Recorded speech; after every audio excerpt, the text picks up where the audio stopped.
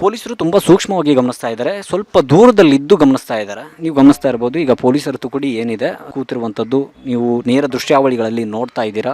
ಅವರನ್ನು ಮಾತಾಡಿಸುವಂಥ ಪ್ರಯತ್ನ ಮಾಡ್ತಾನೆ. ಬನ್ನಿ ನೋಡೋಣ ಏನು ಹೇಳ್ತಾರಂತ. ಎಸ್ ವೀಕ್ಷಕರೇ, ಅವರಿಗೆ ಹೈಕಮಾಂಡ್ನ ಪರ್ಮಿಷನ್ ಬೇಕಿತ್ತು. ಹಾಗಾಗಿ ಅವರು ಬೈಟ್ಗಳನ್ನ ಕೊಡೋದಕ್ಕೆ ಏನಾಗ್ತಿದೆ ಅನ್ನೋದ್ರ ಬಗ್ಗೆ ಮಾಹಿತಿಯನ್ನು ಕೊಡೋದಕ್ಕೆ ಹಿಂಜರಿತವನ್ನು ಮಾಡಿರುವಂಥದ್ದು ಪೊಲೀಸರು ಕೂಡ. ಆದರೆ ನೀವು ಗಮನಿಸ್ತಾ ಇದ್ದೀರಾ, ಈ ಒಂದು ನಾವು ನಿಂತಿರುವ ಸ್ಥಳದಿಂದ ಪ್ರಿಯಾಂಕ ಖರ್ಗೆ ಅವರ ಮನೆಯನ್ನು ಗಮನಿಸ್ತಾರ. ಇಷ್ಟು ಡಿಸ್ಟೆನ್ಸಲ್ಲಿ ಪೊಲೀಸರು ನಿಂತಿರುವಂಥದ್ದು. ಪ್ರಿಯಾಂಕ ಖರ್ಗೆ ಅವರ ಮನೆಯಿಂದ ಪೊಲೀಸರು ಇಷ್ಟು ಡಿಸ್ಟೆನ್ಸಲ್ಲಿ ಕೂತಿದ್ರೆ ಅಲ್ಲಿ ಆಗುವಂಥ ಚಟುವಟಿಕೆಗಳ ಬಗ್ಗೆ ಹೇಗೆ ಗಮನಿಸಲಿಕ್ಕೆ ಸಾಧ್ಯ? ಅದು ಒಂದು ಪ್ರಶ್ನೆ ಕೂಡ ಕಾಡುವಂಥದ್ದು. ಜೊತೆಗೆ ಇಲ್ಲಿವರೆಗೂ ಯಾವುದೇ ರೀತಿಯಾದಂಥ ಸಂಶಯಾಸ್ಪದ ಚಟುವಟಿಕೆಗಳಾಗಲಿ, ಕಲ್ಲು ಹೊಡೆಯುವಂಥದ್ದಾಗಲಿ, ಬೇರೆ ಯಾವುದೇ ಘಟನೆಗಳು ಇಲ್ಲಿ ಕಂಡು ಬಂದಿಲ್ಲ ಅನ್ನುವಂಥ ರೀತಿಯಲ್ಲಿ ತುಂಬ ಶಾಂತವಾಗಿದೆ ಸ್ಥಳ, ತುಂಬ ಸ್ತಬ್ಧವಾಗಿರುವಂಥದ್ದು. ನೀವು ಗಮನಿಸ್ತಾ ಇದ್ದೀರಾ ದೃಶ್ಯಾವಳಿಗಳಲ್ಲಿ ಪ್ರಿಯಾಂಕ ಖರ್ಗೆ ಅವರ ಮನೆಯ ಮುಂದಿನ ವಾತಾವರಣ ಹೇಗಿದೆ ಅಂತ ಹೇಳಿ. ಈ ಒಂದು ಮನೆ ಏನಿದೆ ಪ್ರಿಯಾಂಕ ಖರ್ಗೆ ಅವರ ಖಾಸಗಿ ನಿವಾಸ ಆಗಿದೆ. ಈ ಖಾಸಗಿ ನಿವಾಸಕ್ಕೆ ಯಾವಾಗಲೂ ಅವರು ಬಂದು ವಾಸ ಮಾಡೋದ್ರಿಂದ ಪೊಲೀಸ್ ಭದ್ರತಾ ಸಿಬ್ಬಂದಿಗಳನ್ನು ನೇಮಕ ಮಾಡಿರುವಂಥದ್ದು.